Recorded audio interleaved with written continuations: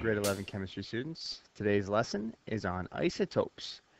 What you're going to be able to do today is to be able to explain the relationship between isotopic abundance of an element's isotopes and the relative atomic mass of an element. First, what I'm going to do is describe this term. What does relative atomic mass mean? Relative atomic mass is the mass number that is on the periodic table. When we zoom in to carbon, for example, we can see that the relative atomic mass is 12.01. Now we know that protons weigh 1, neutrons weigh 1, and electrons weigh essentially 0.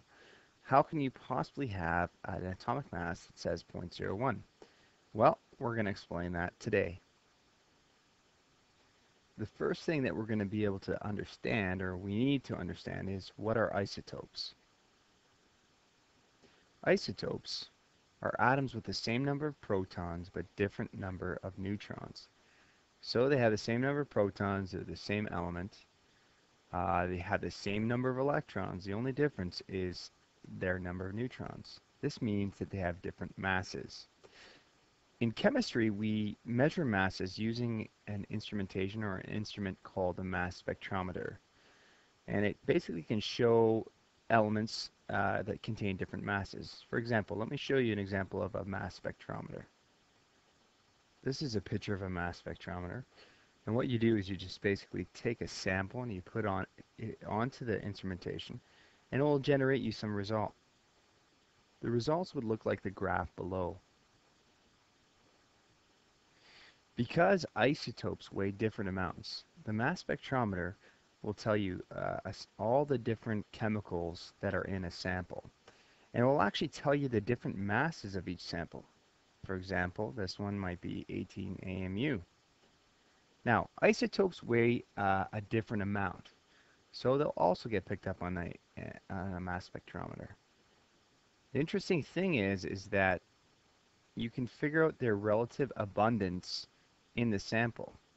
So if we have some isotopes weighing 15 and 16, the higher the line, the more present that compound is, or the higher the relative abundance it is in that sample. So the moral of the story is mass spectrometers allow us to detect the relative abundance of isotopes. If we were going to run a sample or a common sample of lithium on a mass spectrometer, we'd find out that we have two major isotopes, lithium-7 and lithium-6. So we know we have lithium-7 and lithium-6 in our sample. This is an isotopic notation, where the lower number again is the number of protons. And since they're both lithium, they both have 3 protons. The only difference between these elements, again, is the amount of neutrons. To find the amount of neutrons, you simply take the atomic mass and subtract the atomic number. So when we have lithium-7, we have 4 neutrons, and when we have lithium-6, we have 3 neutrons. Now, which one is more common on our periodic table? When we zoom in on lithium, we find out that we have the atomic mass of 6.94. This would tend to suggest that the more common isotope is the lithium-7, and the less common isotope is the lithium-6. Keep in mind that there's only certain types of stable isotopes, so there's no such thing as lithium-8. So let's quickly review about our atom and isotopes. Remember that the atomic structure of an atom consists of a small dense positive nucleus surrounded by negative electrons that move at a great distance from the nucleus at the speed of light, approximately at 3 × 10⁸ meters per second. Within the nucleus, we find the protons, which are relatively heavy and carry a positive charge. Neutrons are also in the nucleus, which are heavy but carry no charge. A key thing that we want to remember is that the atom is mostly empty space. The protons and neutrons are very, very small. Again, if we think of an atom, if you had the protons and neutrons, let's say that about the size of a small marble, the electrons would be about a kilometer away.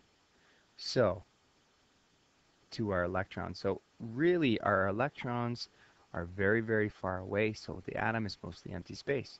But the question is why do these electrons bother to orbit around our protons in the first place. So why do electrons remain in orbit?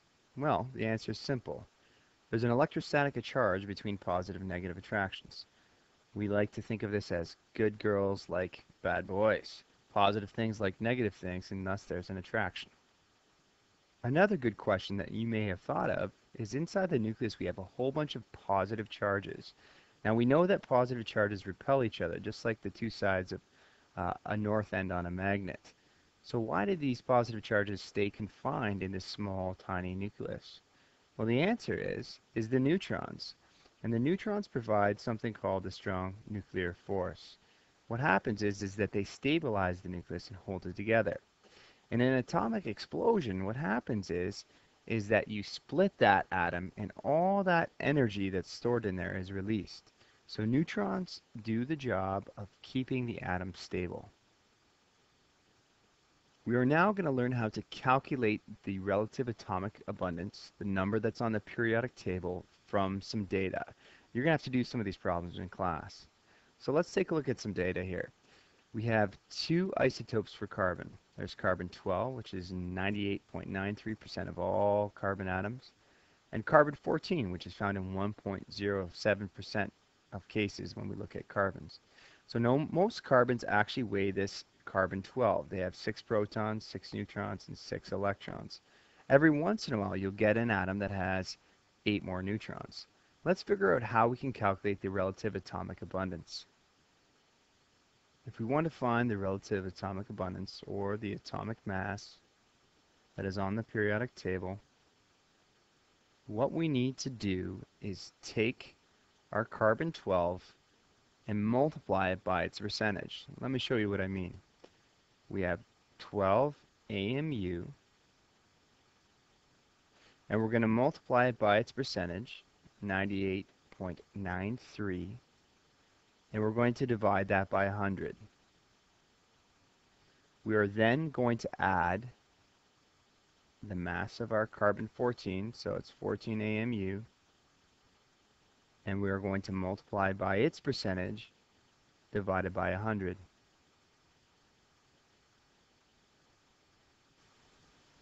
Technically, what we should have is percentages on both 100% and our percentages of isotopic abundance. But when we multiply it out and we add it together, we get 12.02 AMU. If you had 3 isotopes, again, you just do the same thing. You just add it on to the end of your equation. Let's see if we're correct. Let's look at the periodic table. Recall our answer was 12.02. The answer on the periodic table is 12.01. We are not perfect, but we are very close. That is an error in our data.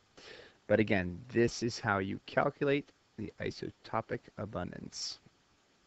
Let me know if you have any questions tomorrow. Have a nice night.